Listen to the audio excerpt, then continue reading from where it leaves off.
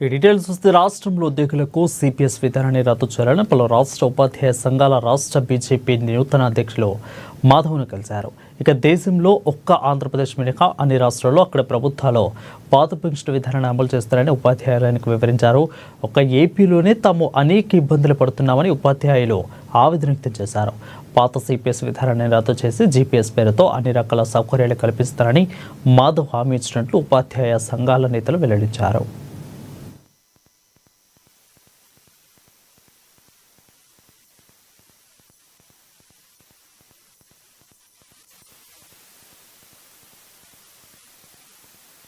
ఉద్యోగుల నుంచి ఎటువంటి కాంట్రిబ్యూషన్ లేకుండా పాత పెన్షన్ విధానంలో ఏ విధమైనటువంటి సౌకర్యాలు ఉన్నాయో ఆ సౌకర్యాలన్నింటినీ ఇస్తూ పాత పెన్షన్ విధానాన్ని మాత్రమే ఉద్యోగులందరికీ కల్పించాలని కోరడమైనది.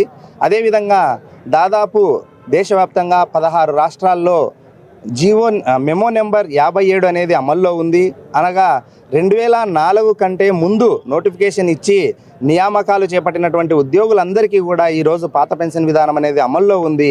కానీ ఒక్క మన ఆంధ్రప్రదేశ్ రాష్ట్రంలోనే దాదాపు 11,000 మంది ఉద్యోగులకు ఉపాధ్యాయులు ఉన్నారు, దాంట్లో కానిస్టేబుల్స్ ఉన్నారు, మిగతా ఉద్యోగులు కూడా ఉన్నారు. అయినప్పటికీ వారికి ఇప్పటికీ పాత పెన్షన్ విధానం అమలు కాలేదని కూడా రాష్ట్ర అధ్యక్షుల వారి దృష్టికి తీసుకుపోవడం జరిగింది. దీన్ని సత్వరమే పరిష్కరించి త్వరలోనే వాళ్ళందరికీ కూడా మేలు కల్పిస్తామని ఆయన హామీ ఇవ్వడం జరిగింది.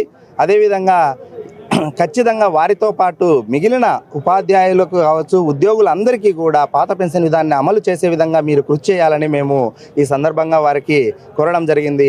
ఖచ్చితంగా ఆ దిశగా ప్రయత్నం చేసి మీ అందరికీ మేలు చేకూరే విధంగా బీజేపీ ప్రభుత్వం, కూటమి ప్రభుత్వం పనిచేస్తుందని ఆయన వివరణ ఇవ్వడం జరిగింది. ఈ సందర్భంగా వారికి మేము ధన్యవాదాలు తెలియజేసుకుంటున్నాం.